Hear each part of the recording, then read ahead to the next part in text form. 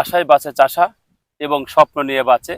সেই স্বপ্ন যেন দুঃস্বপ্নে পরিণত হয় যখন আমি চাইলাম এক জাতের পেঁয়াজ, এর মধ্যে যখনই বিভিন্ন জাতের পেঁয়াজ যখনই তৈরি হয়ে যায় তাহলে কিন্তু কৃষকের মাথায় বাড়ি পড়ে।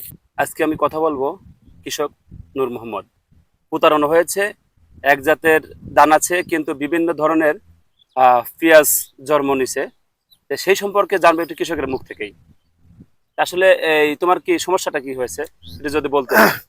আমি নিয়েছিলাম তাহিরপুরের দানা। যে আমি কৃষক মানুষ, আমার সারা বছর সঞ্চয় আমি কিছু কিছু হয়ে বেচবো আর কিছু কিছু হয়ে সঞ্চয় হয়ে রাখবো। আর আমাকে দিছে, এই দেখেন, এটা হচ্ছে কি কয় রঙিলা 7। এর গড় আয়ু হচ্ছে 1 মাস। 1 মাসের মধ্যে নষ্ট পচে যাবে, এটা বাধা করে রাখার মতো কোনো না ব্যবস্থা নেই।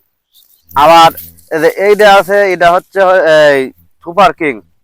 সুপার কিং হয় হ্যাঁ। এই এই এগুলো আছে যে ইন্ডিয়ান ইন্ডিয়ান জাতের পেঁয়াজ, ইন্ডিয়ান জাতের বীজ। তারপরে আছে তাহিরপুরও কিছু আছে মিক্সার। তাহিরপুর মিক্সার। হয়, মূলত তুমি সেই ব্যবসায়ীর কাছ থেকে কোন জাতের পেঁয়াজ চেয়েছিলে? আমি চাইছিলাম তাহিরপুর। আমার পিস হওয়ার কথা ছিল এরকম ছোট। তাহিরপুর ছোট ছোট পিস হবে, আটি শক্ত হবে। আর আমাকে দিছে এই এই জাতের, মনে হয় যে 4 জাতের পিস। এটা হ্যাঁ, এটা হচ্ছে রঙিলা 7। ধন্যবাদ আপনাকে। আসলে কৃষকের সাথে যদি এরকম প্রতারণা করা হয়, শুধু তার সাথেও নয়, পুরা কৃষকের সাথেই প্রতারণা করা হয়।